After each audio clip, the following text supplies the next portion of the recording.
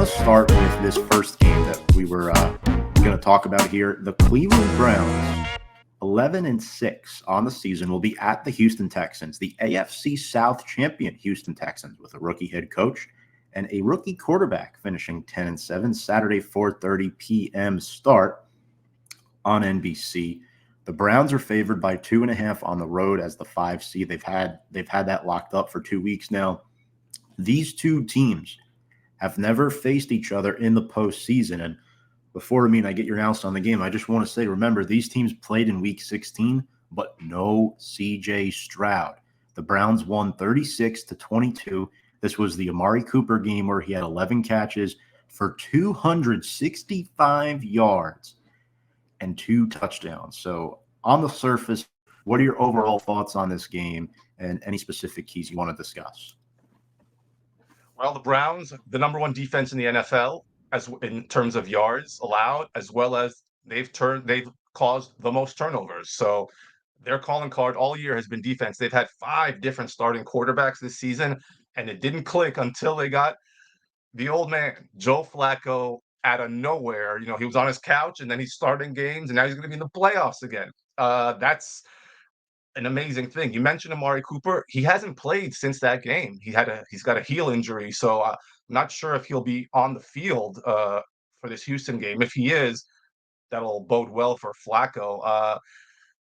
The Browns defense, as I mentioned, they allowed the lowest QBR and the lowest completion percentage. So quarterbacks have not had success against them all year long, and it's going to be a lot to handle for a rookie quarterback in his first ever playoff start. C.J. Stroud obviously has had an amazing year, turned the Texans franchise right around.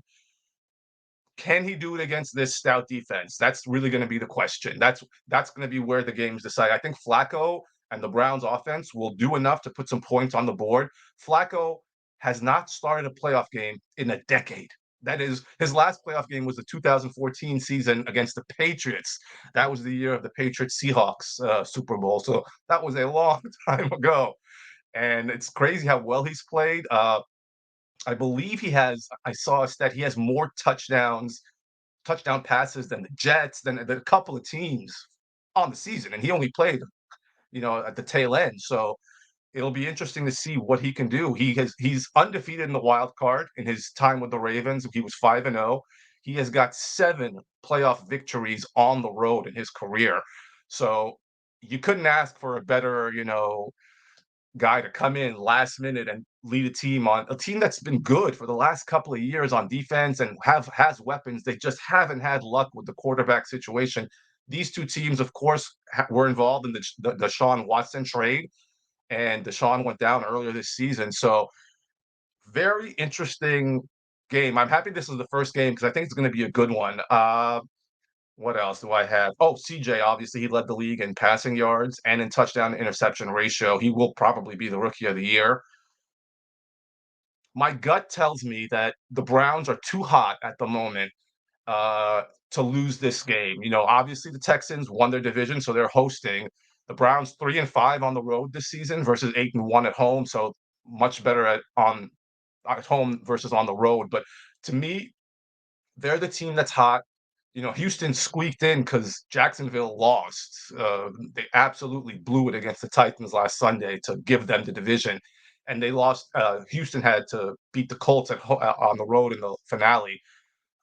I think the future is very bright for Houston, but I think the moment is now for Cleveland. With Flacco motivated, he's a quality playoff performer. He always has been a Super Bowl champion level performer. I think he's going to go on a run here. Hopefully Amari plays to give him his number one weapon. Even without Amari, I think they are going to be a little bit too much for CJ, especially the defense. I think they're going to give him fits, and I think the Browns are going to win, and I think they're going to win by more than 3 points. Okay, so Amine likes the 2.5 there to cover. Look, when I look at this game, I'm looking at, Nico Collins really needs to step up. He had 25 big play catches on the season with 8 touchdowns. They're missing Tank Dell. But the Browns, on the other hand, defensively, to your point, they held opposing wide receivers to the second lowest rating in the league. Their one weakness on defense, if they have one, is they're not as good against tight ends, and that's where I think Dalton Schultz comes into play here. Second in team targets on the year. But will Stroud have enough time to get the ball to him? When he's played against good defenses this year, he has not looked particularly great, which is expected of a rookie quarterback most of the time. And this Texans O-line hasn't necessarily done him any favors. They've allowed 47 sacks on the year. When you have a guy like Myles Garrett, I mean, who's been in the playoffs before, I mean, he's leading a defense that is definitely powerful. And their best kept secret that no one talks about is Martin Emerson Jr. Had 4 picks on the year and 14 passes defended. Nobody knows who this guy is. I want to inform the people a little bit about him. He is phenomenal in press man coverage. He can drop back into zone. He can read quarterbacks with laser eyes. I mean, he is that good. They're going to take Devin Singletary out of the game. I don't think he's going to do too great. And you talked about Joe Flacco, Amine. In 5 games played, he has over 1,600 passing yards and 13 touchdowns. When they played in Week 16, he had 368 yards against the Texans with 3 touchdown passes. He did have 2 picks, but again, Flacco is 38 years old now, and he's still doing it. So, nothing but respect for him. One disadvantage, though, for the Browns, right? We mentioned how they're going to be able to put up points on the board. The Texans are the number 1 team in the NFL against running backs. So I don't know how much of a factor Jerome Ford will be in this game, or Kareem Hunt as well, who has 9 touchdowns on the season. The Browns typically find a way to get it going, but if they're going to have success, they must run halfback guts in between the tackles. These off-tackle stretch runs won't work because the Browns have 2 backup tackles starting. I don't know if I'm in love with their starting tackles at the moment. They lost their 3 top tackles to injury earlier in the year: Jedrick Wills, Jack Conklin, and DeJuan Jones. So, Christian has been okay, but he's going up against Jonathan Greenard, who has 12.5 sacks on the year. So I think for Cleveland, I mean, it's going to be, if Cooper doesn't play, which I know they expect him to, it's going to be David Njoku over the middle of the field. I mean, he's been phenomenal this season. He's developing into a borderline top 5 tight end. Unfortunately, with all the tight end injuries this season, I think Njoku is top 5 for 2023. But I'd like to see Flacco test these young corners. Derek Stingley Jr., Steve Nelson. I mean, Stingley Jr. has 5 picks on the year, and I think that does speak volumes to D'Amico Ryans and his defense, what he's been able to do as a rookie head coach. And ultimately, I think the winner of this game, their head coach, will take home the Coach of the Year crown. I do. I think Kevin Stefanski has been very underrated this year. A lot of the talk has been about D'Amico Ryans, Dan Campbell, Shane Steichen. No one has really mentioned Kevin Stefanski's name. So I'm going to go with the Browns here, 23-20. That's my prediction. This Saturday night game is on Peacock. Peacock exclusively, Saturday night at 8 p.m. Chiefs are favored by 4.5 at home. Both teams are 11-6. Tyreek Hill going up against his old team. They played in Week 9. The Chiefs won by 7. Hill led the NFL in receiving yards this season with nearly 1,800. He was 1 yard shy of that. We know Jalen Waddle didn't play for them next week. And remember, this game was in Germany back in Week 9. This was not a home game for either team. This was a neutral site game. So I'm really excited to see what Miami can do in Arrowhead. I mean, the second best offense points-wise in the NFL this season, and it starts with Tua Tagovailoa. This is an interesting one to me. You mentioned it's a home game. Well, the temperature, they say, it's gonna be -4 with a feel of -10. It's gonna be cold in Kansas City and Miami. I mean, people know Miami. It's South Beach. It is not usually cold there. I do not think that Miami. First thing with Miami, all season long, people have said it. They have been bad against good teams. They're 11-6, but they beat up on teams that were under 500 or teams that are not qualified for the playoffs. It's been that was the story for the Dolphins all year. 4-4 on the road, 1-5 versus teams who are in the playoffs this season. In those 6 games, they were outscored by over 15 points. Tyreek Hill against the Chiefs, they held him to his season low in 7 yards per reception in that game. They kept him in check, and he's obviously gonna. Obviously he was with Kansas City. He won a Super Bowl with them. He's used to the cold. Is Tua? Is the rest of the team? How will that is going to be freezing temperatures? Can they adjust to that? They're all professionals. You expect them to, but I don't see Miami doing very well against Kansas City in this game. Patrick Mahomes in his career has never lost in the first playoff game that he's played. He's only lost playoff games to Tom Brady and Joe Burrow, and that's it. That's the list of playoff defeats, twice to Brady, including in a Super Bowl. So I think they're going to win this game. The Chiefs have been up and down all season. They're the defending champs, but they haven't looked it necessarily. And I blame that on the offense. Usually their offense is what holds them together, but this season it's been their defense, unquestionably, that has been the MVP of that team. Mahomes has had a good season, not up to his standards, but I don't blame him. I blame his weapons. The most drops in the NFL week after week. I've seen his receivers and his weapons. He puts it right in their hands, like right here, and they drop it. And it's been a running thread, and that's got to stop if they want to go back to back. No team has repeated as Super Bowl champion since Bill Belichick's Patriots in 03-04. That's a long time, 20 years. Uh, so we'll see. The Dolphins have not won a playoff game since the year 2000. That is a very long time as well, 24 years.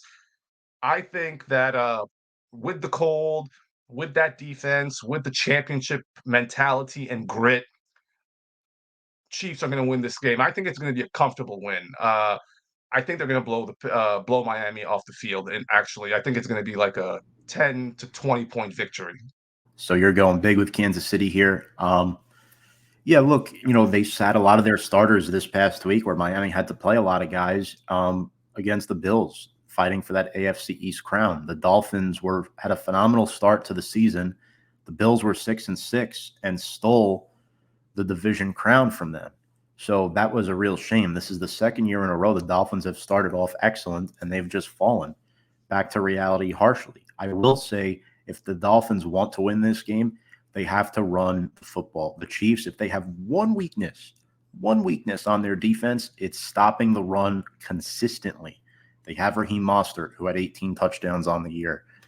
I always get this guy's name wrong. Devon Achane, over 800 rushing yards.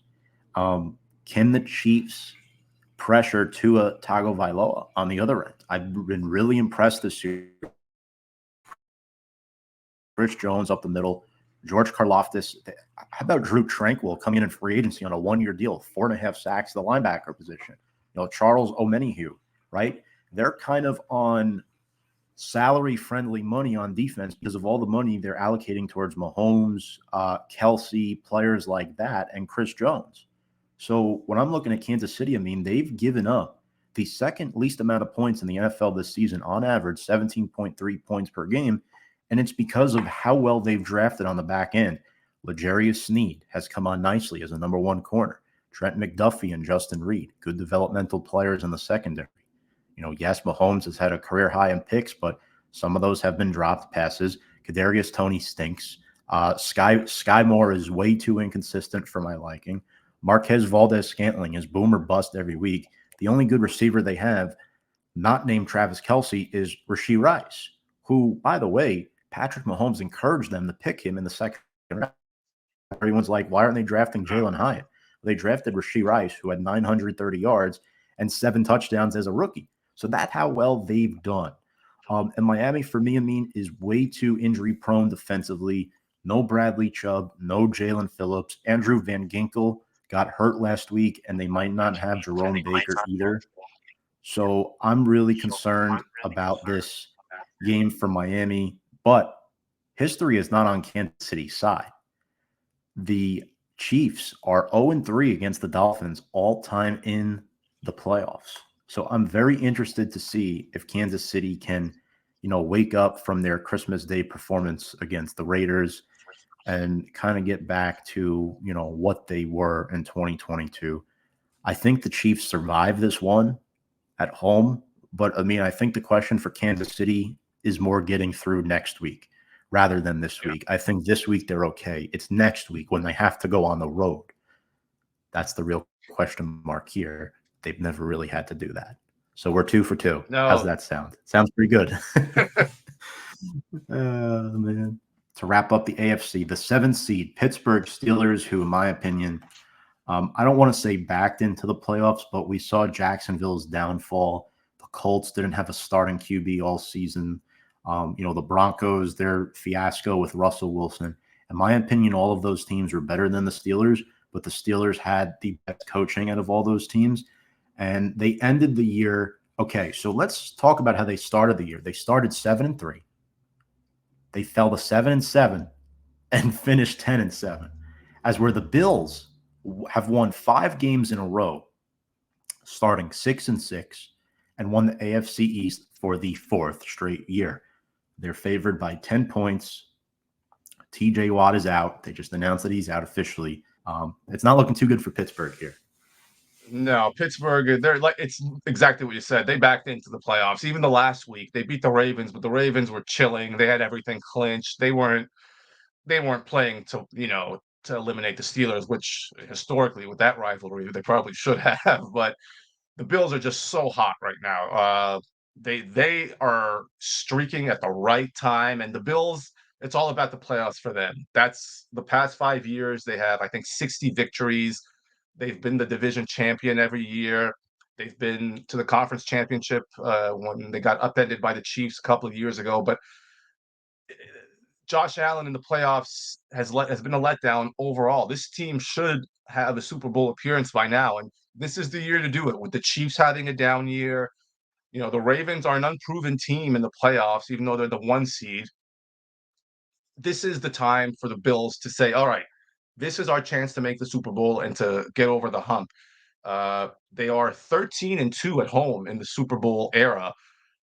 And those two losses, one came last year to Cincinnati. So even in this era, they did something that team historically usually doesn't do, lose at home in the playoffs. So this is it. This first game, it's like them and the Chiefs, it's the same story. It's not about the wild card round. It's about the next round. And those two teams could face in the next round, which would be a very, very interesting matchup, I think, for the divisional games. Josh Allen this season has been red hot. 16 straight games with multiple touchdowns, either passing, running, passing. Like he's got at least 2 in 16 straight games. But on the other end, Stephon Diggs has not had a 100-yard receiving game in 10 straight games. That's when your number one receiver, if you even want to call him that anymore, if he's having that kind of a downturn, not a good omen for the future rounds. Najee Harris, back-to-back 100-yard games. As you mentioned, TJ Watt is out. Mason Rudolph, what a strange story he's been for the Steelers. He's 3-0 as their starting quarterback this season. They're 7-7 with Trubisky and Pickett. But, I don't think Rudolph's going to make it to 4-0. I think the Steelers, they're just not good enough. They only score 17 points a game, which is 28th in the NFL. That's pretty close to rock bottom. And the Bills are offensively very potent. They're going to score more than 17 points. I like the spread here, 10. I think it's going to be a relatively comfortable win for the Bills, and I think we're going to get Bills Chiefs in the divisional round, which kind of tips my pick for the third game, but we'll get to that. I like it. I like it a lot. Very interesting, storyline here. Josh Allen and the Bills have the best third down offense in the NFL, so they're able to extend drives and stay on the field. Josh Allen's a gunslinger. He's a younger version of Brett Favre, except he has a lot of mobility added to him, and he's built like a tank. So in other words, stronger and more athletic. 15 rushing touchdowns on the year, 29 through the air. Nearly 5,000 total yards combined between the passing and the rushing. And the Bills' O-line only allowed 24 sacks all season long. We mentioned Stephon Diggs struggling a little bit. Gabe Davis is a big play threat.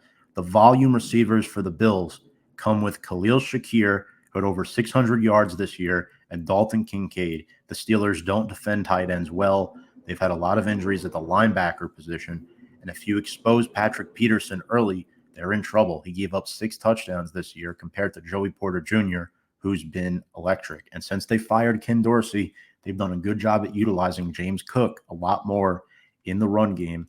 And it's kind of, it's felt good for Josh Allen and this offense to get their feet wet and back on track. Defensively, the Bills are tough too. I mean, they lost Matt Milano. They were without Daquan Jones for a large portion of the season. Terrell Bernard has been phenomenal with 3 picks, 6.5 sacks, 143 tackles.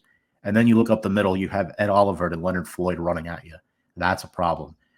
Rasul Douglas, who they acquired, 4 picks. He's been great. So if they're going to get the ball out to George Pickens and Deontay Johnson, it's probably going to be underneath the sticks, unfortunately, and they'll have to rely on their running game. That's the one area the Bills' defense has been very vulnerable this year against the run, and Najee Harris has back-to-back 100-yard games. However, I don't see the Bills being able to put the Steelers in a position where they could run the ball consistently because the Steelers will be playing from behind. They won't be playing ahead. So that could cause the Steelers to be one-dimensional. 31-16 Bills. Moving on, Packers at the Cowboys. 9-8 Green Bay sneaking into the playoffs. I don't know how they snuck in, to be honest. Jordan Love has been pretty much playing like Superman since his awful performance against the Giants. He looked bad against the Giants. And then Dallas comes in at 12-5, NFC East division champs, undefeated at home this year. They're favored by 7.5. Jordan Love has the second most touchdown passes in the NFL this year. He's really good at facing the blitz, and Dallas brought the blitz hot this year. Micah Parsons with 14 sacks and the best QB pressure rate in the NFL. I'll turn to you here. What are you thinking, and who do you got on this one? Well, as you mentioned, Jordan Love has the second most passing touchdowns. Dak Prescott has the most. So it's going to be number 1 and 2 facing off in terms of touchdown throws. Jordan Love does something that both his 2 predecessors, Aaron Rodgers and Brett Favre, failed to do, which is make the playoffs in his very first year as the starting quarterback. Can he do what they did, which is eventually win the Super Bowl? That's the big story. It ain't going to be this year, though. The Packers are 9-1 against the Cowboys since the Aaron Rodgers era started in 2009. And some of those wins have come in the playoffs. The famous Dez Bryant game where catch or no catch, and the heartbreaker in 2016 when Dallas lost at the gun on a field goal from Mason Crosby as the number 1 seed also in Dallas. The Packers are actually undefeated against Dallas in AT&T Stadium. So the past is all on the Packers side, but I think this year the Cowboys are too good. They've won 16 games in a row at home, dating back to last season. So just an awesome offensive team, and they've got some strong defensive players. Of course, Bland led the league in interceptions and in pick sixes. Cowboys haven't made the conference championship since 1995. I think they're going to overcome that this year because the Eagles look up and down. The 49ers are obviously everyone's team to beat, but they don't have to face the 49ers until the conference championship as the second seed. They win this game, they're going to host the game next week again, and they've been so good at home. Dak Prescott, an absolute MVP candidate season. We're not talking. This is not an MVP video, but if I had a vote, it would be Dak Prescott because I know it'll probably be Lamar who wins it because best record, best player on best team. But if you said to me who's the most important player to his team this season, it's Dak because he has turned it around. Led the league in interceptions last year, led the league in touchdowns this year. That's what we call a turnaround in sports. CeeDee Lamb set the franchise records for receptions and yards this season, almost 1,800 through the air, just on fire. It's clicking for the Cowboys. You watch TV and these sports shows every week, every year. The Cowboys, it's like, well, we're just waiting for them to fold. I think this year they have the right aura to make something happen. And of course, the big story about this game, Mike McCarthy, who led the Packers to the Super Bowl, their last Super Bowl in 2010. Now he's coaching against them in the playoffs. Fun fact, it's happened once before in NFL history where coach won a Super Bowl and then coached against the team he won the Super Bowl against, and it was the Packers. It was Mike McCarthy. Wow.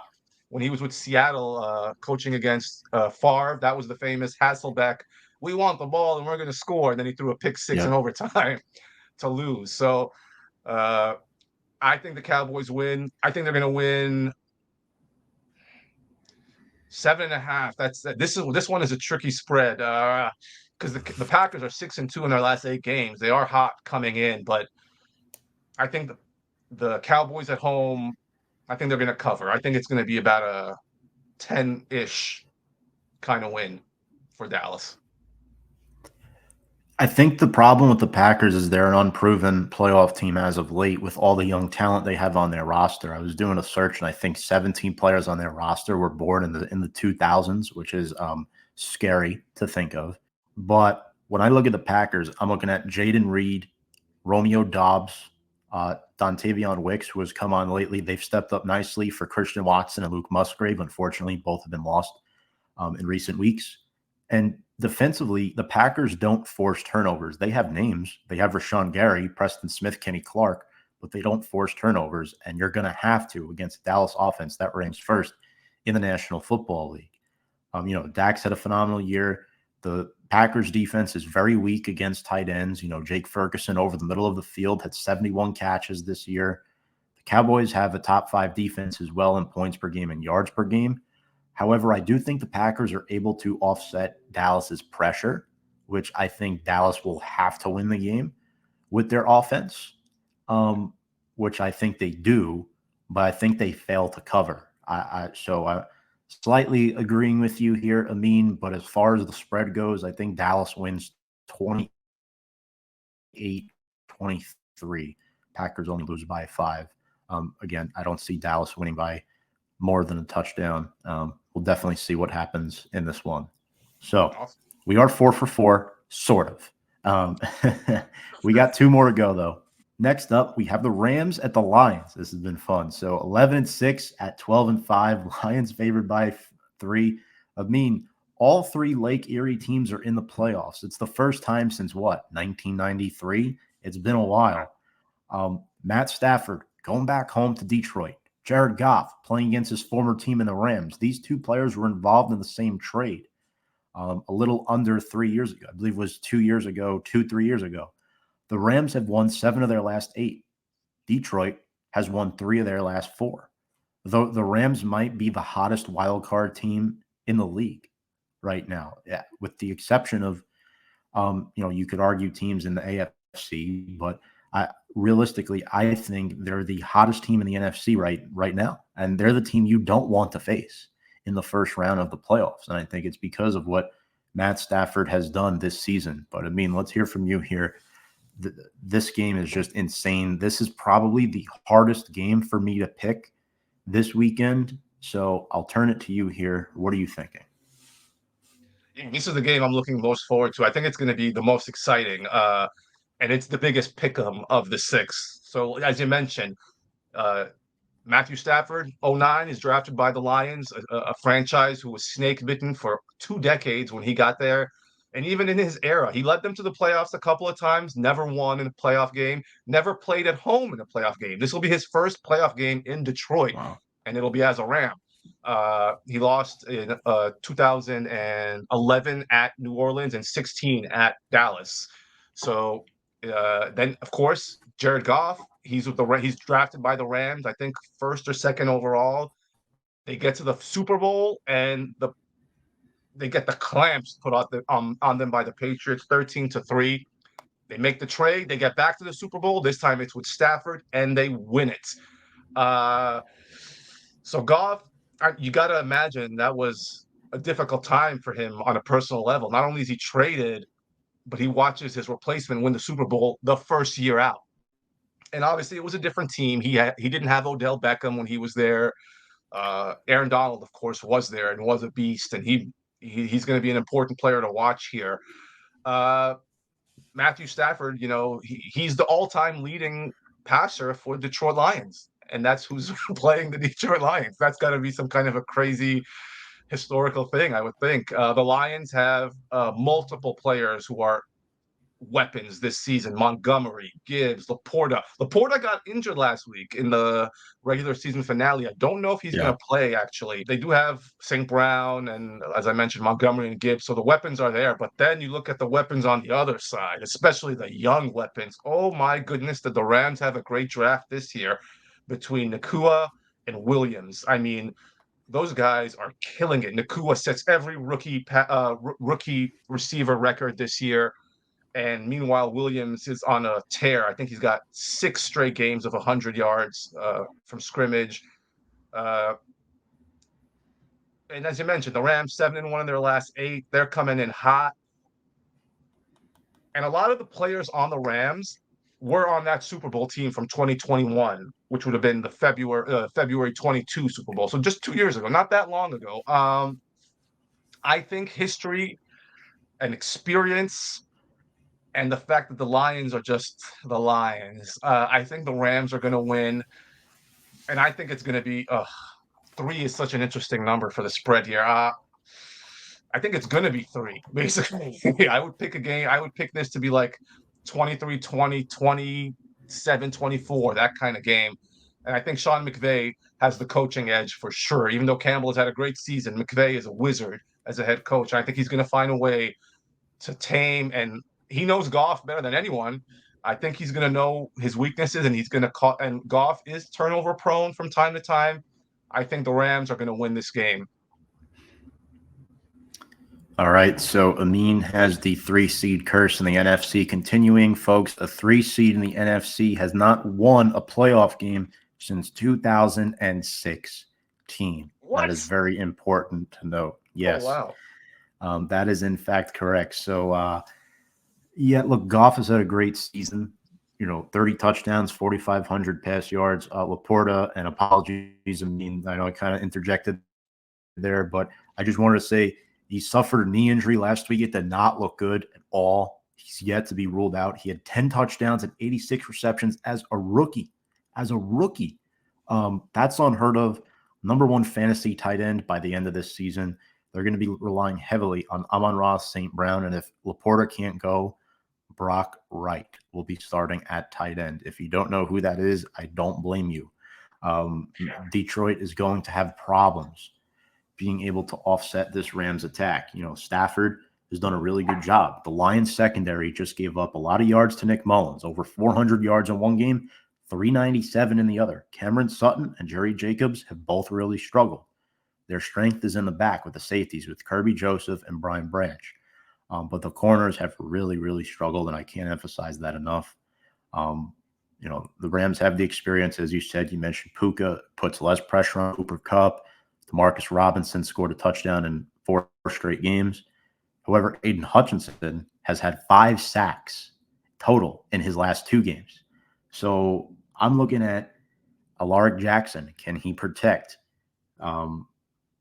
Stafford's blind side against Aiden Hutchinson? I'm not so sure about that. And that's where Kyron Williams comes into play. Led the NFL in rush yards per game. You're going up against a stout box with Jack Campbell and Alex Anzalone. 3rd best run defense in the NFL. Who'd have ever thought we'd be saying that with Detroit? But yeah, it's going to be very interesting. I'm excited for this one. For the Rams, though, I think they're able to stop Detroit, not stop, but contain Detroit's run game with Aaron Donald, the rookie Kobe Turner, who has 9 sacks, and Byron Young off the edge. This is the first playoff game in Detroit in 30 years. And unfortunately, I don't think their fans are going to be leaving with a happy feeling, as their all-time leading quarterback, Matthew Stafford, will come out on top in this one. Rams win by a final of 38-34. High-scoring game, in my opinion. Yeah, I could see that happening for sure. Yeah. So, finally here, we are 5 for 5, and I'm really intrigued about this one. Eagles coming in at 11-6 against the Bucs at 9-8. The Bucs were unable to score a touchdown against the Panthers on Sunday. They won 9-0. Monday Night Football on ESPN. I believe there is a Manning cast to this. Philadelphia favored by 3. The Eagles have lost 5 of their last 6 games. The Bucs have won 5 of their last 6 games. We know the Eagles looked like garbage against the Giants. Don't let the storyline of, oh, the Eagles played their backups trick you. They played their starters, and they were benched in the first half. As a Giants fan, I was very happy to see the Eagles quit before halftime. Jalen Hurts had an injury to a finger on his throwing hand. A.J. Brown left with an ankle injury last week. Devontae Smith was out. They're banged up. The Bucs had a top 10 defense this year in points per games allowed.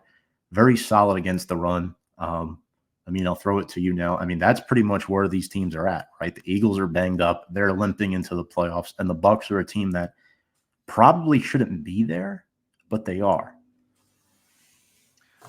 The Eagles, defending NFC champions, Super Bowl loser, that curse definitely struck them. They start the season 10-1. They're 10-1, but we can tell that there's things are not like they were last year. Even during those 11 games, they just weren't clicking and dominating. And then the wheels came totally off in the last 6 games, 5 losses, as you mentioned, and bad losses, blowouts. They had a chance to wrap up their division 2 weeks ago, and they just laid an egg. And then last week against the Giants, as you mentioned, the first half, the Giants just blitzed them and knocked them out. They took a punch and couldn't get back up. The Eagles this season allow 25 points per game, which is 30th in the NFL. Their defense is not good. But they're playing a Buccaneers team who they outgained by 300 yards back in week 3. But week 3 might as well be 1,846, how long ago it was. These teams are not the same. The Bucs, Baker Mayfield, let's talk about him for a sec. Really a career renaissance, even though he's still fairly young. He bounces around. He gets out of Carolina, which is not the place you want to be if you're a quarterback. And he lands in Tampa Bay. And people forget the Bucs were the division champions the last 2 years. They won the Super Bowl just 3 years ago with Tom Brady. It's the same team. A lot of the same players. Goodwin, Evans on offense, and their defensive guys are still there. I think people are sleeping on the Bucs a little bit because they play in such a crummy division and their record isn't bright, but they're hot. And when you're hot in football at the right time, especially going into the playoffs, that helps. This is a tough one to pick because I look at these numbers and the Eagles just do not look like a team who's here to make a run. And there's always an upset on Wild Card Weekend or two. And to me, the Browns winning isn't an upset when I pick them. And they're favored, obviously. Here, it's the Eagles who are favored, and I'm picking the Buccaneers at home to knock out the defending NFC champions and put this horrible late season for the Eagles to bed and move on because there's stuff going on in that organization. You can tell it's the coach. They switched coordinators halfway through, defensive coordinators, and it hasn't helped at all. The Bucs, I think, are good. They're playing at home. Their fans are going to be screaming at the top of their lungs. They're going to want to win this game. And I think this is the upset of the week. I see the Bucs winning, I'll say 28-23. Bucs advance. All right. If Tom Brady was playing in this game, no doubt Tampa Bay is winning. It's not even a discussion. But it's Baker Mayfield, and he's had a phenomenal season. He has. You got to give the guy credit where it's due. 4,000 yards, 28 touchdowns. He's looked really good. He has Mike Evans and Chris Godwin at his disposal. The dark horses for me are Cade Otton and Trey Palmer. If the Eagles want to win this game, you have to let those guys beat you. Make Baker find those two. Take away Evans. Take away Godwin. Rachaad White on the ground. Not a bad year at all for him. He's been really good down the stretch. This Eagles O-line has been banged up with injuries. Jason Kelce, who will likely play, has been banged up, I think. We don't know yet for sure. Cam Jurgens is questionable as well. And the Bucs, they've done a really good job drafting the last couple of years. Rookie edge rusher Yaya Diaby led the Bucs with 7.5 sacks. And then on the back line, Antoine Winfield Jr. These are unheard of stats from a DB. 12 passes defended, 3 picks, 6 forced fumbles, and 4 fumble recoveries to go with 122 tackles. And again, you say tackles for a safety very loosely because sometimes that means your front seven is not good. But again, personal accolades here. Those are great numbers. And, I was kind of hoping you picked Philly because I'm also going Tampa. 24-23 final score. Again, Baker, a lot of talent around them this year. But one question I do have for you, Amine, Sure. before we go. Is Nick Sirianni on the hot seat? Yes or no, and why? Yes, because of how poor they've looked and how some of his decisions as the head coach have been, you know, bad ones. He's the one who made the change halfway through the season for their coordinators. And when you reach the Super Bowl and they were this close to winning that Super Bowl, it's not like they were blown out. They could have easily won. You expect the next year to have some kind of a semblance of the first year. You don't expect to lose 5 out of 6 games heading into the most important part of the season. So I say yes, but only for this game. I think if they win this game and they get to the next round and they face a 49er team and lose to a team like the 49ers who's so good, that cools the flames a little bit. But I think a bad loss here, and yeah, there's going to be some decisions made over in Philly because those, as you know, Philly fans are the most rabid. What's the coach for the Jaguars? What's his name? Peterson. Dougie Peterson, Yeah, yep. leads them to the Super Bowl, their first Super Bowl ever. And just a few years later, he's fired. He should have had, 10 years of carte blanche. But, the Philly is a tricky place to play, and they want to see quality football, and they have not seen it the last 2 months from their team. What are your I thoughts? do. Yeah, I also agree. I think he is, which is kind of crazy to say, but a lot of this stuff goes up to the head coach. He is the one ultimately running this offense with Shane Steichen gone. Brian Johnson has not been up to par as the new OC. He did a good job with Hurts the last couple seasons, but now it hasn't really worked out moving up to this new position for him, unfortunately. For Sirianni's sake, they have to beat the Bucks. If they do beat the Bucks, I believe they would draw Dallas, and then the Rams. Again, if our predictions are true, I mean, if the Eagles win, which we picked against, but in this example, if the Eagles win and the Rams get the 49ers, the Eagles get the Cowboys. That's 2 divisional Oh, wow. matchups heading into the second round, and that might be must-see TV. That might be what people say, script who, I won't get into that, but the whole thing is, please, Tampa Bay, win this game. And the Eagles, please keep Sirianni because, I mean, again, this offense is very predictable, and I love to see it. I don't think Sirianni's That a would bad be coach. It's just tough right now. A lot of adversity facing him. the situation you laid out. If it's Eagles at Cowboys in the divisional round, then the pressure is totally on the Cowboys. Like it reverses completely because then it's the divisional round, division opponents, rivals, the defending NFC champ coming to your house.